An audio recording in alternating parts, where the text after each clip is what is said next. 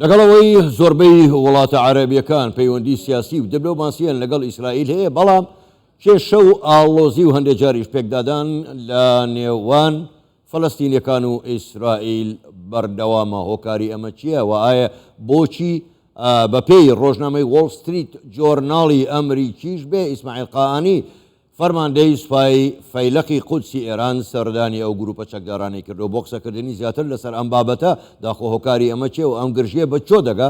میوانێکمان لەگەڵدایە، میوانەکەمان زۆر بەڕێز دکتۆر عومەر عەبدوستار شارەزای پەیوەندی نێودەوڵەتی لە تورکیاوە ڕاستە و خۆ لەگەڵماندایە. بەڕێز دکتۆر عومەر سڵاوتان لێبێ، گەلێک سوپاس بۆ بەشداریکردنتان لەگەڵمان لە کوردستان 24.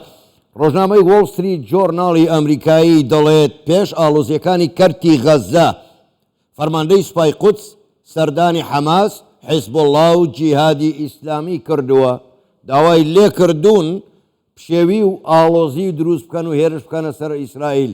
قسەتان لەسەر ئەم بابەتە چییە؟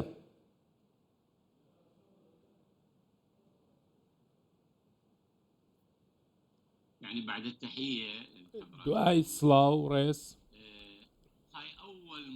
ئەمە یەکەم جارە ئێران ممارەسەی ئەوە دەکات، ئەو سوپایانێکەوە هەیە ممارەسەی دەکات و لەگەڵ سولەیمانی و قودس بەکاریان دێنێت. پێشتر سولەیمانی دەیوت 7 سوپا دەوێت ڕووی بەرەو ئێران بسوڕێنێت، بەڵام ئێستا ئامادەکاریەک هەیە، ئامادەکاریەکی گشتی هەیە ناوچەیی، هەوڵی ئەوە دەدرێت ڕووبەڕووی ئیران ببنەوە. بۆیە ئێران ئێستا لەم کەشە دەترسێت و ناوێت ڕژێمەکە ئاراستە بکرێت. بۆیە قائانی لە بەیروت لەگەڵ سەرکردەکانی مێحوەر و حیزبوڵڵا و هەموو ئەوانە کۆبووەتەوە و چەندین گروپی دیکەشن کە لە عێراقیش هەن و هەموو قسەیان لەگەری کردووە و لە ئاستێکی باڵا ڕۆژی هەینی قسە لەو بارەیەوە کراوە بۆ ئەوەی ئەو تەختیتێکەوە پێشتر سلێمانی دایڕشت بوو، پێویستە ئەو ئامانجگرتنەی کە دەیانەوێت ئێران بکەنە ئامانج، پێویستە ڕووبەڕووی ئەم 7 سوپایە بکرێت و ئەوان بە ئامانج بگیرێت و ئەمەش لە وۆڵ ستریت جۆرنال ئاماژەی پێکراوە. زۆر باشە. بەڕێز دکتۆر عومەر، بێتانی بەڕای ئێوە تا چەند حیزبوڵڵای لوبنانی بە قسەی ئێران دەکات و لەژێر فەرمانی ئێراندایە؟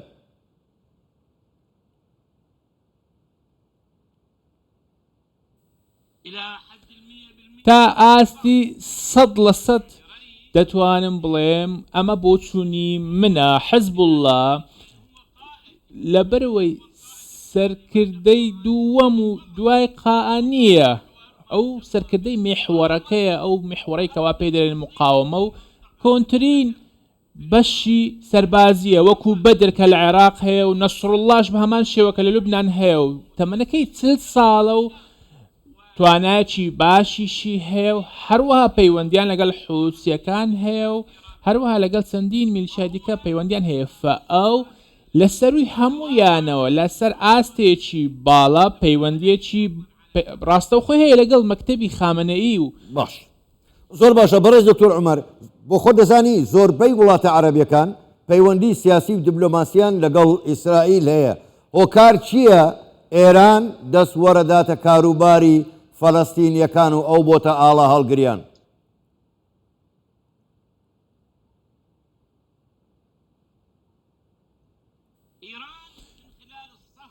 ئێران لەو سەفقە سیاسیەکەوە ئێستا هەیە کە سەفقەی پێدەوترێت و بریتە لە چین و سعودیا و ئێران، دەوێت کە لە ڕۆژی جومعەی قودسیش ئاماژەی پێدرا بوو، ئاماژەی بەوە کردبوو کە چەندین دەیەوێت ڕێکەوتنی ئیبراهیم لە نێو بدات کە ناوەکەی بگۆڕێت بۆ ڕێکەوتنی ئیسلامی و ڕێکەوتنی ئیسماعیلی. ئەو ڕێکەوتنێکەوە لە نێوان ئیسلام و جووەکاندا هەیە، دەوێت بیگۆڕێت و گۆڕانکاریەک بکات بەرەو ئاراستەی سعودیا. دەتوانێت ئاخۆ ئەم پرۆژەیە بەسەر بکاتەوە دوای کوشتانی سلێمانیش و ئەم بۆچوونە ئێستا لە ئارادایە و هەوڵێک دەدرێت بۆ گۆڕانکاری ئێران و بەڵام ئەمە بابەتێکە کە دەتوانرێت قسەی زیاتر لەسەر بکرێت.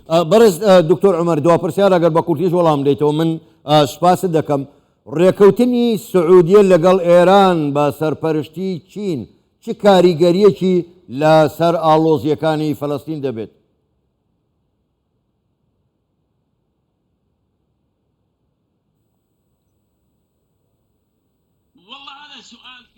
ئەمە پرسیارێکی گەورەیە و ناتوانم بە کورتی وەڵامت بدەمەوە لەو بارەیەوە چونکە سەرڕای هەموو ڕێکەوتنەکانی ئیبراهیمی چەندین ئاڵنگاری جیاواز هەیە کە بریتێ لە ئاڵنگاریەکانی غەزە و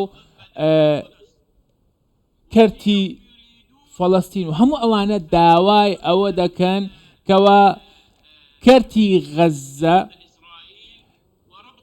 لەلایەن ئیسرائیلەوە سەرکردایەتی دەکرێت و هەوڵ دەدرێت ئەمە ببەستێتەوە بە کێشەیەکی میحوەری لە ڕاستیدا چەندین کێشەی ناوخۆیی ئیسرائیلیش هەیە و لە هەمان کاتیشدا کێشەیەکی دیکەش لە ئۆکرانیای هەیە و کە ئەمەش پەیوەنددارە بە ئەمریکاوە بۆیە من باوەڕم وایە ئەم پرسێکی کراوەیە لە داهاتوش بە کراوەی دەمینێتەوە. زۆر باشە کە لە چوارچێوەیەکی دەستودا بکرێت چارەسەر بکرێت و هەموو ئەم بابەتانە پەیوەنددار یەکترن. زۆر باشە زۆر بەڕێز دکتۆر عومەر عەبدولستار شارەزایی پەیوەندی نێودەوڵەتی ڕاستەوخۆ لە ئەستەمبولەوە لەگەڵمان بووی گەلێک سپاس بۆ بەشداریکردنتان لەگەڵمان سپاس بۆیە و کاتێکی خۆش.